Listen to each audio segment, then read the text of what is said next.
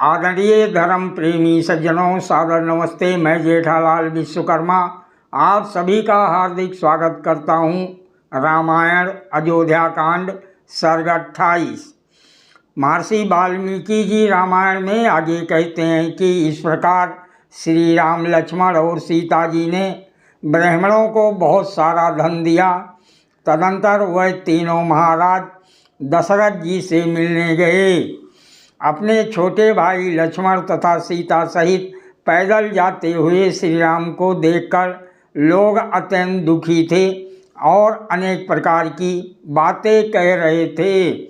कोई कहता लोग अपने गुणहीन पुत्र को भी घर से बाहर नहीं निकालते, फिर ऐसे पुत्र का जिसने अपने चरित्र से सब लोगों को अपने बस में कर लिया है, निर्वासन कैसे हो सकता है। कोई कहता केवल सदाचार ही नहीं अपितु अहिंसा, दया, विद्या, सुशीलता, दम अर्थात इंद्रिय दमन और सम अर्थात चित्त की शांति, ये 6 गुण पुरुष श्रेष्ठ राम को शोभित कर रहे हैं। कोई कहता हम लोग बाग बगीचा, खेती बाड़ी और घर द्वार का परित्याग करके धर्मात्मा श्री राम के पीछे पीछे उनके दुख सुख के साथी बनकर जाएंगे।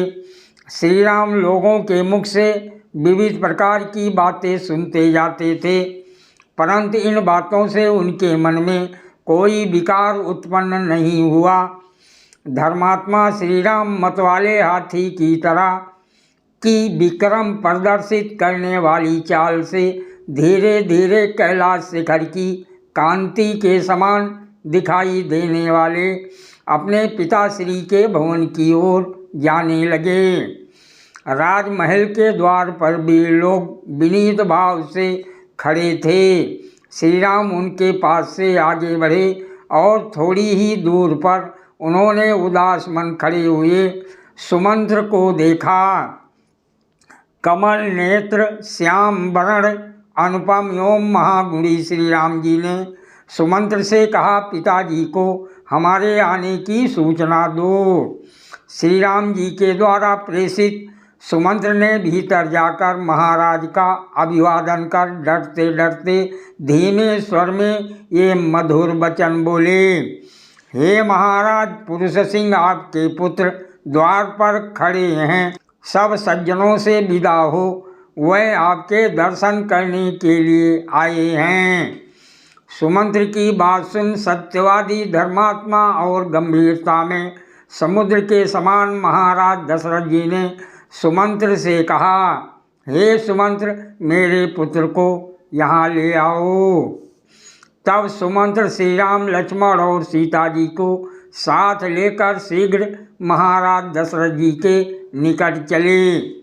उस समय दुखी एवं स्त्रियों से घिरे हुए महाराज दशरथ जी दूर से ही हाथ जोड़े हुए पुत्र को आते देखकर तुरंत अपने आसन से उठ खड़े हुए। वह श्री राम को देखकर उनकी ओर बड़े वेग से दौड़े, परंतु दुखी राजा उन तक ना पहुँच मूर्छित होकर भूमि पर गिर पड़े। श्री राम और लक्ष्मण ने भुजाओं को पकड़कर महाराज को उठाया और सीता सहित रोते हुए उन्हें पलंग पर ले जाकर बिठाया। तब एक मुहूर्त पश्चात महाराज सचेत हुए। तब शोक समुद्र में डूबे हुए महाराज दशरथ जी को श्री राम हाथ जोड़कर बोले, हे महाराज, मैं आपसे वन गमन की आज्ञा लेने आया हूँ। आप हम सब लोगों के स्वामी हैं। मैं दंडक वन में जा रहा हूँ। आप एक बार मुझे कृपा दृष्टि से देखिए। लक्ष्मण और सीता को भी मेरे साथ जाने की आज्ञा दीजिए। मैंने अनेक उचित कारण बतला इन्हें रोकना चाहा, परंतु ये रुकते नहीं, जाना चाहते हैं। हे सबको मान देने वाले, आप शोक का परित्याग कर हम सबको वैसे ही आज्ञा दीजिए जैसे प्रजापति अपनी प्रजा को देते हैं। व्याकुलता रहित श्री राम को बन जाने की आज्ञा की प्रतीक्षा करते जान महाराज दशरथ जी उनकी ओर कृपा पूर्ण दृष्टि से देखकर बोले, हे राम, कैकेयी ने वरदान के द्वारा मुझे धोखा दिया है, अतः तुम मुझे बंदी बनाकर बलपूर्वक अयोध्या के राजा बनो। महाराज जी के ऐसा कहने पर धर्मात्माओं में श्रेष्ठ और बोलने में चतुर श्री राम हाथ जोड़कर पिताजी से बोले, सादर प्रणाम, जय सिया राम जी की।